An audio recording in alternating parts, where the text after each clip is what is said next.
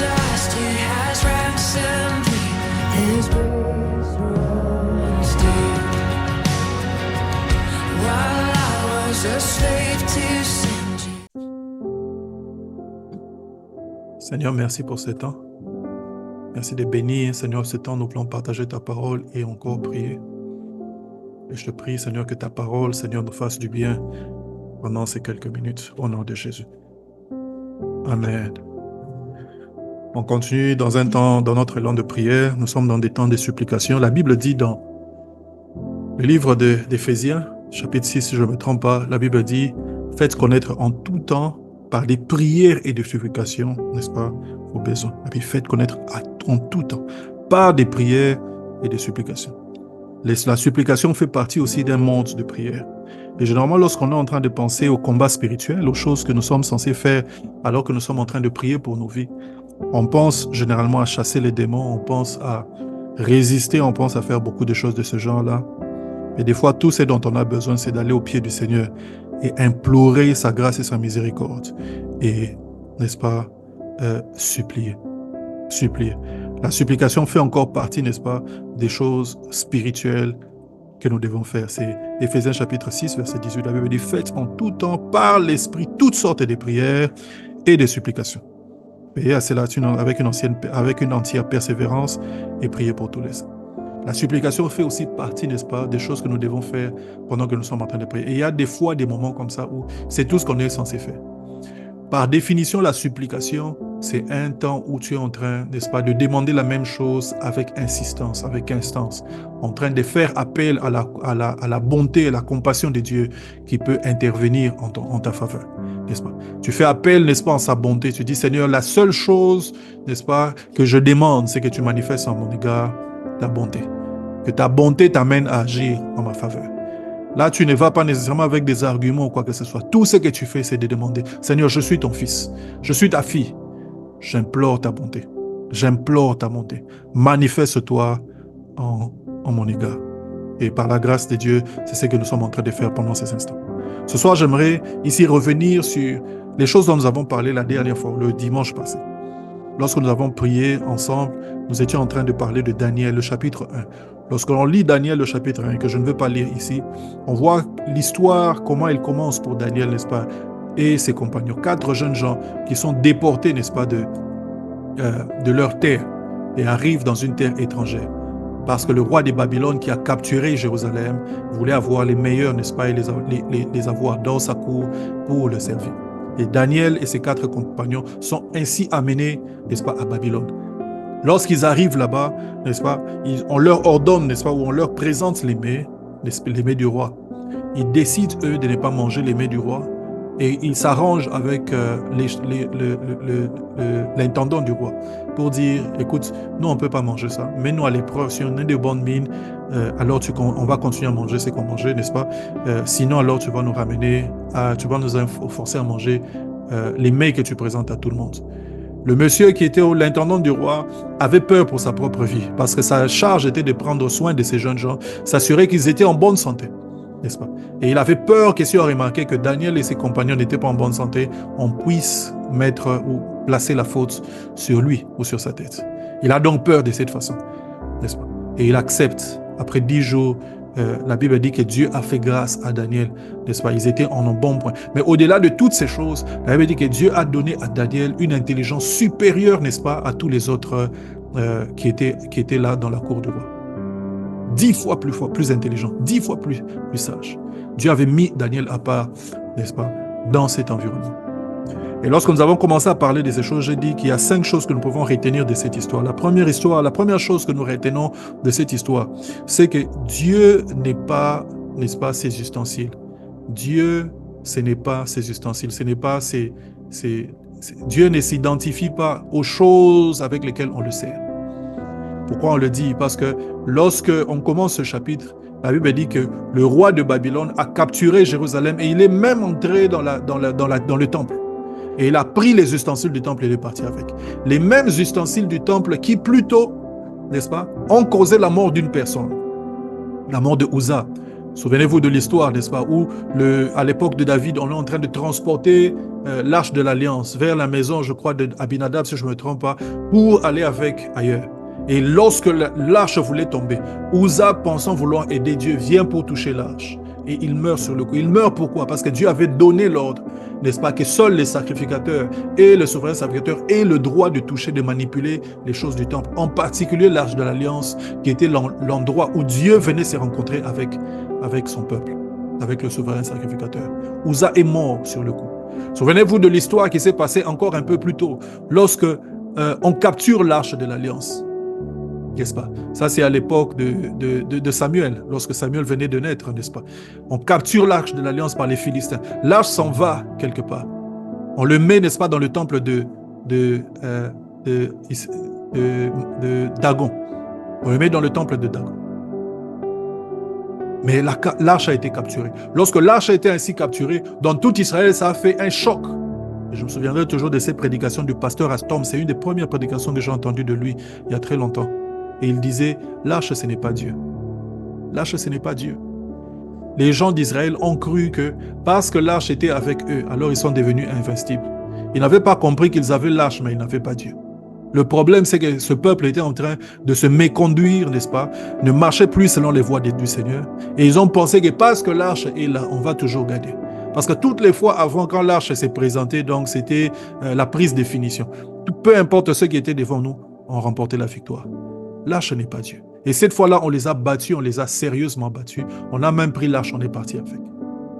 L'erreur qu'ils ont commise, c'était d'identifier Dieu à ses instruments, d'identifier Dieu à ses ustensiles. Des fois, on pense voir un homme de Dieu, on pense voir une personne, on pense que Dieu est arrivé. Non. Un homme peut arriver sans que Dieu n'arrive. N'est-ce pas? Un homme peut parler sans que Dieu ne parle. Un homme peut imposer les mains sans que Dieu n'ait imposé les mains. Un homme peut prophétiser sans que Dieu n'ait parlé. N'est-ce pas? Parce que Dieu, ce n'est pas ses ustensiles. Dieu, ce n'est pas ses instruments. Dieu est différent de toutes ces choses. Dieu mérite qu'on l'honore lui en tant que Dieu. Parce que souvent on en arrive à honorer les hommes, à honorer les canaux par lesquels Dieu passe. On honore l'église parce qu'on lave l'église, on construit les temples, on fait toutes ces choses. Mais Dieu, on ne l'honore pas. Dieu, ce n'est pas ses ustensiles. Dieu, ce n'est pas ses instruments. N'est-ce pas? Et cette histoire nous le raconte. Parce que au début, on est en train de nous dire que les Babyloniens ont détruit, sont entrés dans Jérusalem. Ils sont entrés jusque dans le temple, où seuls les souverains serviteurs pouvaient entrer. Mais Dieu ne les a pas frappés. Où est parti Dieu? Ils ont pris les ustensiles et ils ne sont pas morts. Où est parti Dieu? Dieu était toujours là. Mais Israël n'honorait plus Dieu.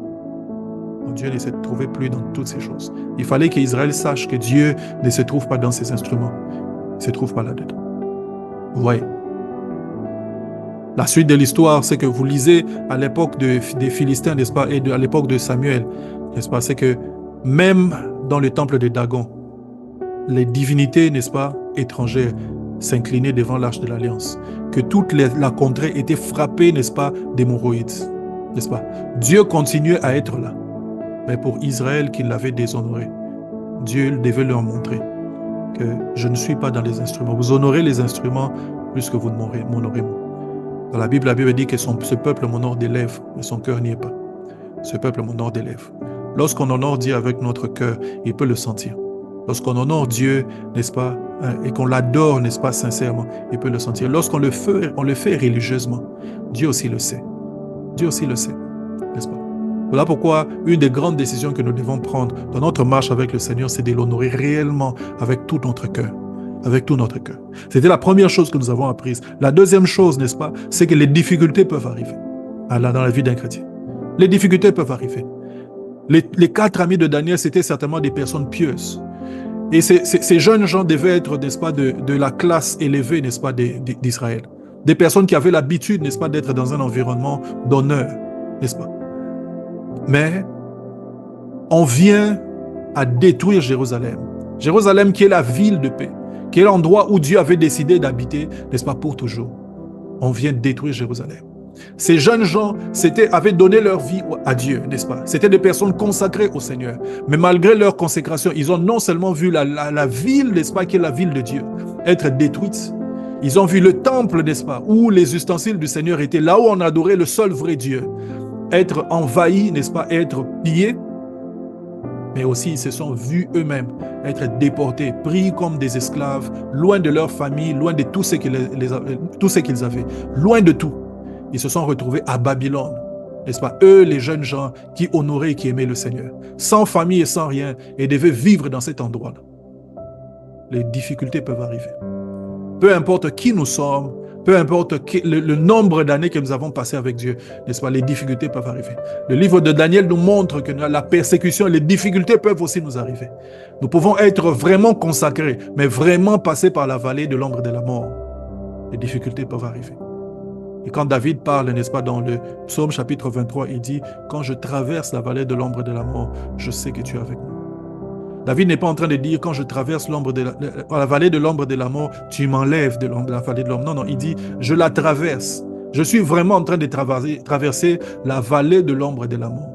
Je passe vraiment par un temps difficile, n'est-ce pas? Je connais des choses, n'est-ce pas, que d'autres personnes n'auraient pas pu connaître. Je suis en train d'expérimenter des choses que je n'aurais jamais souhaité à mon pire ennemi. Je passe par ces choses. Quand je traverse la vallée de l'ombre de la mort, la différence, c'est que lorsque les autres traversent par cette vallée, ils n'ont rien du tout. Ils n'ont pas d'espérance, ils n'ont pas de Dieu. Ils peuvent se prendre leur propre vie, n'est-ce pas? Ils ne voient pas l'espérance, ils ne voient pas le bout du tunnel. Pourquoi? Parce qu'ils n'ont pas Dieu. Mais moi, quand je traverse la vallée de l'ombre de la mort, je sais que tu es avec moi.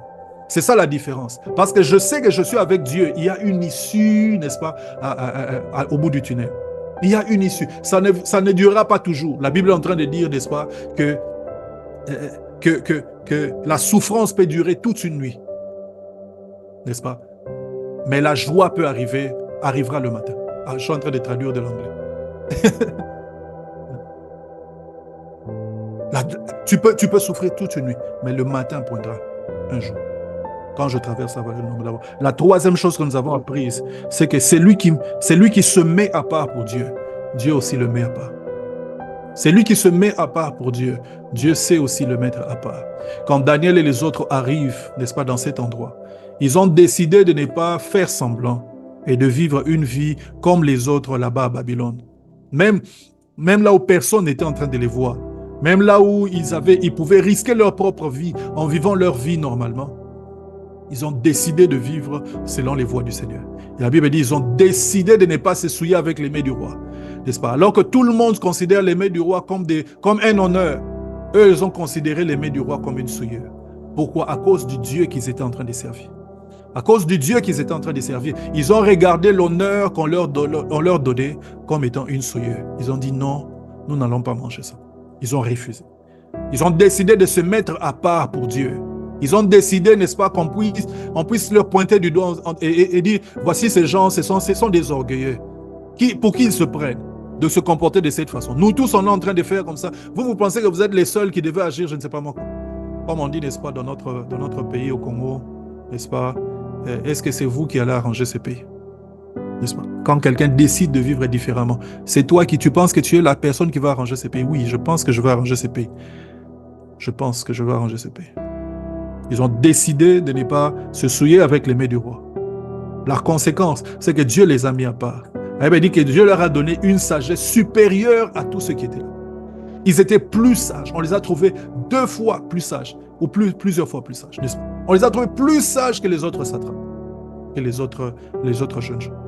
Et on leur a donné des positions élevées dans le royaume. Parce que quand tu te mets à part pour Dieu, c'est une occasion pour Dieu de te mettre à part. Parce que Dieu cherche toujours une occasion de faire briller sa lumière. Si tu te mets à part pour Dieu, il te mettra à part.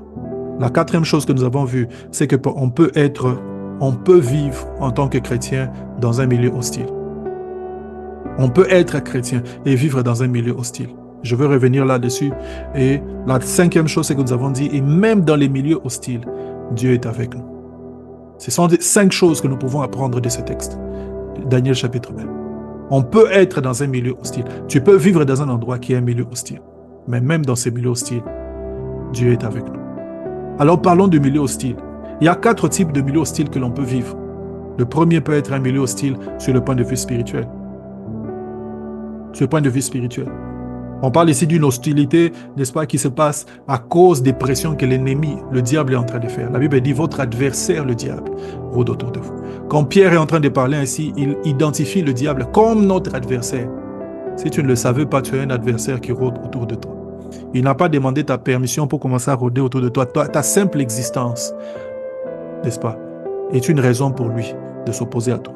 Votre adversaire, le diable, rôde comme un lion rugissant, cherchant qui dévorer.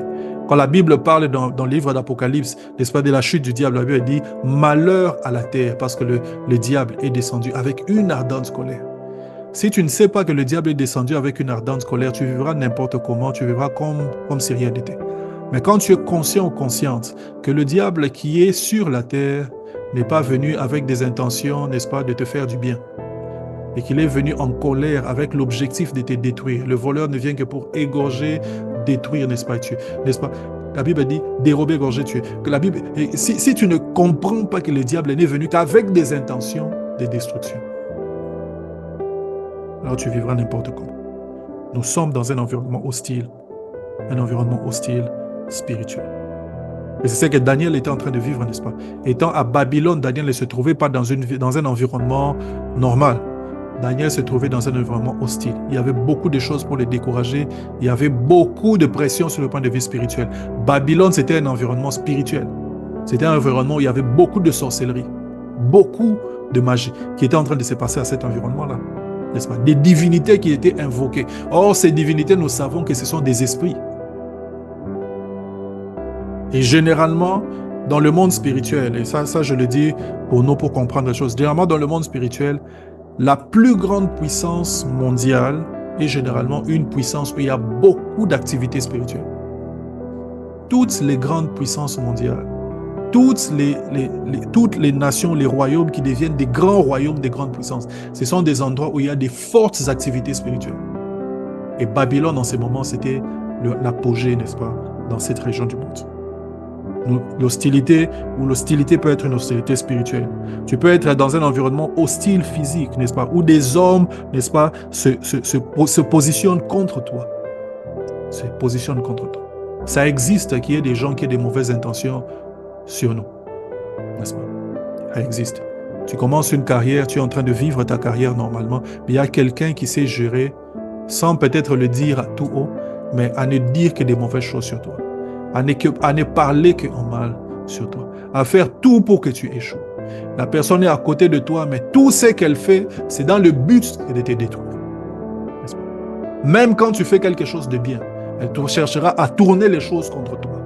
Tu peux être dans un environnement hostile tel que celui-là, où il y a des gens qui s'élèvent contre toi. Mais ce soir, alors que nous sommes en train de prier, Dieu va confondre toutes ces personnes au nom de Jésus. Ces personnes-là iront parler, mais ces choses qu'ils vont dire vont se retourner contre eux. De la même manière que lorsque Mardoché, on est allé l'accuser, n'est-ce pas, devant le roi Assuérus, par ce satrape, n'est-ce pas, qui vient, qui va accuser Mardoché. Il va avec de mauvaises intentions à l'égard de Mardoché. Mais c'est lui qu'on va élever à la place de ce satrape. Ces genres de choses vont arriver dans nos vies dans le nom de Jésus. La Bible est en train... Le troisième type d'hostilité que l'on peut vivre, c'est au niveau des mœurs. C'est au niveau des mœurs. C'est au niveau de la façon de penser, la façon de vivre, n'est-ce pas? C'est facile de vivre dans un environnement où tout le monde pense de la même manière. Quand on était au Congo, n'est-ce pas, quand tu toques dans une parcelle et que tu dis « on voudrait prêcher la parole de Dieu », les gens disent hey, « est-ce qu'on refuse la parole de Dieu? Venez entrer ». Les gens ont même honte de vous demander de partir. Il y avait juste quelques personnes qui pouvaient être méchantes qui n'acceptent pas. Mais la plupart des fois, même par honte, ils vont accepter. Dans certains milieux, n'est-ce pas, on conçoit mal, n'est-ce pas, de ne pas faire certaines choses à l'égard de certaines personnes. Les aînés, on leur donne l'honneur, on les appelle maman, on les appelle papa. Dans certains milieux, ça n'existe pas. Les mœurs sont différentes dans certains autres milieux. Il y a des mœurs, n'est-ce pas, qui sont d'origine satanique. Peu importe d'où on vient, n'est-ce pas, peut-être de là où on vient, n'est-ce pas, ou là où nous sommes en train de vivre maintenant. Il y a des fois des mœurs qui ne sont pas des mœurs qui viennent de Dieu. Eh bien, ces mœurs-là viennent faire des pressions dans la tête des gens. Lorsque tu n'es pas une personne forte sur le point de vue mental, c'est facile d'adopter ce genre de mœurs-là. Il y a un mouvement aujourd'hui qui tend à dire aux Africains de retourner vers les divinités, que nous avons adorées ou que nos ancêtres ont adorées. Non, non, nous sommes africains, il faut retourner vers ces choses. Nous sommes africains, la polygamie n'est pas un problème. Il y a même des femmes qui passent, n'est-ce pas, sur les réseaux sociaux en train de dire, on a créé des problèmes dans la vie parce qu'on a refusé la polygamie. La polygamie, c'est pas un problème, n'est-ce pas? Il faut laisser, vous les mamans aussi, il faut laisser votre mari aller avoir une seconde femme, une troisième femme. Il y a beaucoup de choses qui viennent comme ça sous forme des mœurs, qui peuvent ne pas être nécessairement spirituelles, mais ça vient comme des habitudes, une façon de penser, une façon de vivre. Or, la Bible est en train de dire que Dieu nous a délivrés de notre vaine façon de vivre, n'est-ce pas? Il nous a délivrés, n'est-ce pas, de cette vaine façon de vivre. Or, ces choses, quand elles sont là autour de nous, ça peut créer une pression dans nos vies pour accepter certaines choses que même Dieu n'accepte pas. Tu n'es pas obligé d'accepter ce que tout le monde est en train de faire.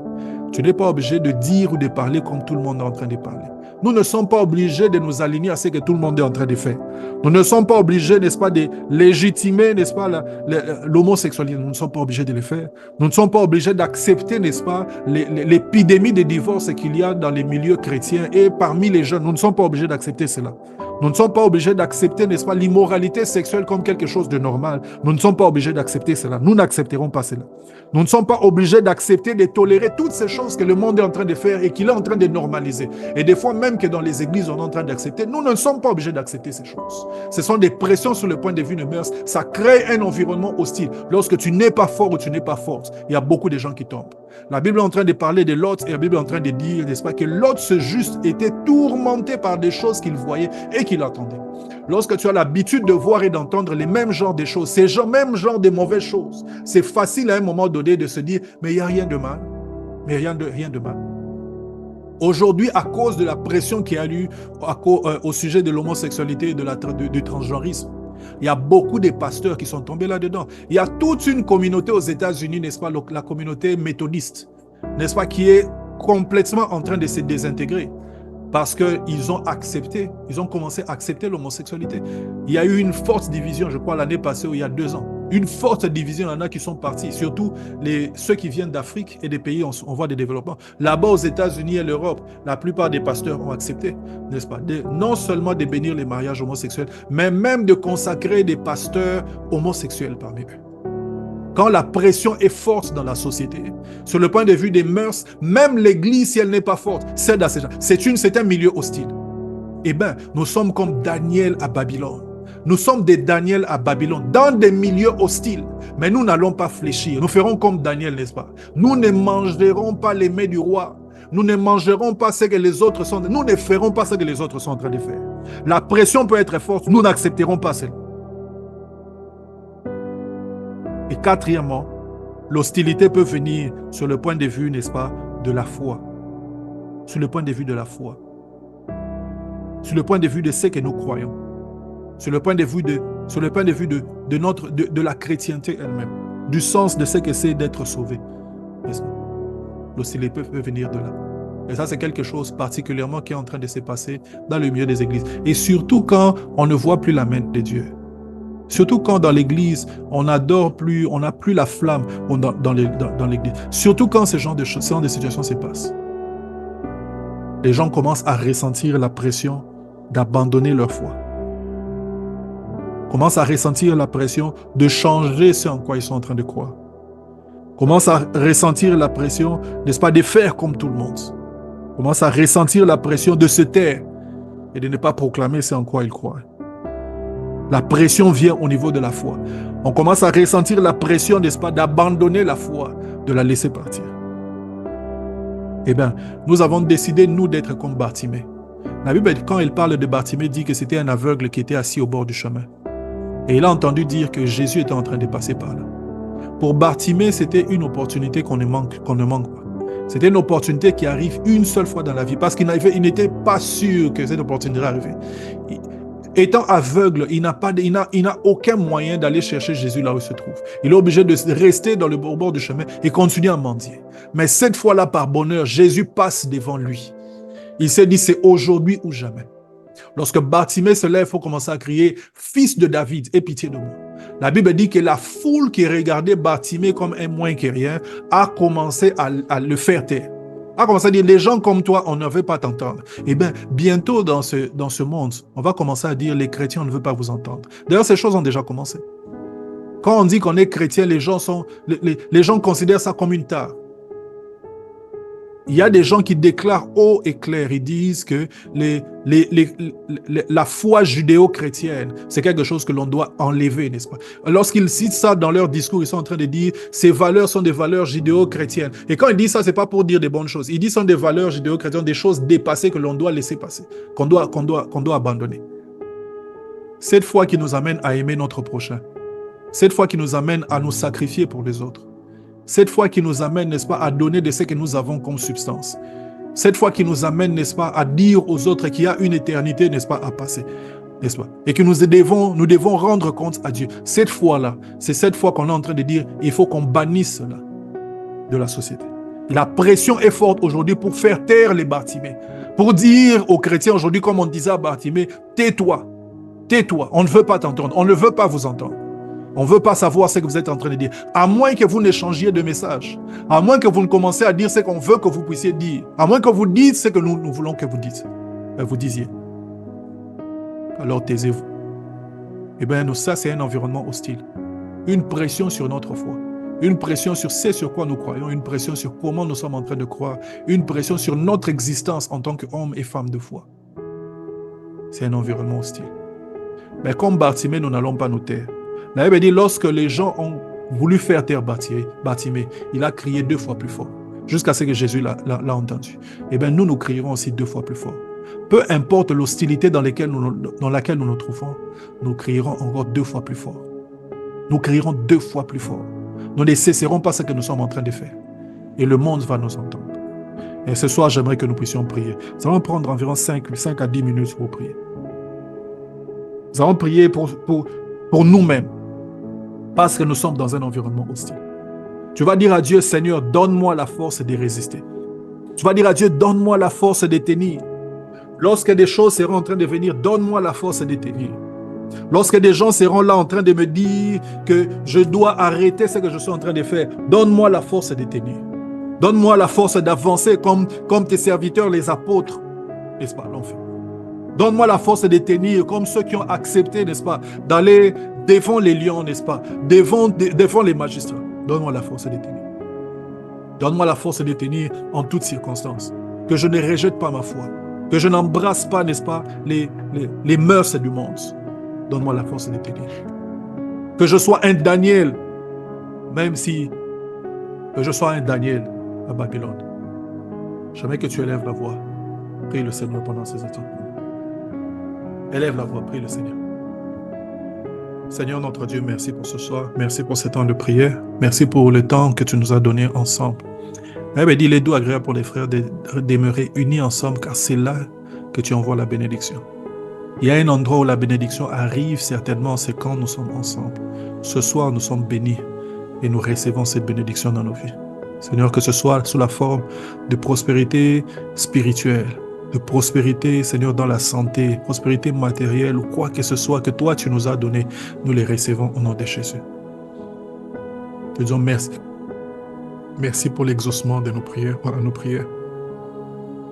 Disons merci, Éternel, pour une semaine qui commence dans la grâce, une semaine qui commence, Seigneur, dans la joie. Te sommes reconnaissants au nom de Jésus. Est-ce qu'on peut dire ensemble merci, Seigneur Jésus? Merci Seigneur Jésus. Amen. Amen. Gloire à Dieu, on a fini pour ce soir, les 20h09. Je nous exhorte à prendre le temps de lire ce texte de Daniel chapitre 1 et de méditer sur ces choses. Il est clair que d'une manière ou d'une autre, nous nous retrouvons dans une zone de combat ou dans un environnement hostile. Nous nous retrouvons dans un environnement hostile. Mais nous ne sommes pas obligés, n'est-ce pas, de vivre selon cet environnement parce que Dieu est avec nous dans cet environnement. Et Dieu nous fera grâce. Voilà, on se retrouve le mercredi à 19h pour notre étude biblique hebdomadaire. On continue sur le thème les mystères cachés derrière le tabernacle de Moïse et la sacrificature. Que Dieu nous bénisse. Voilà, que Dieu nous bénisse, une bonne semaine, un bon week-end.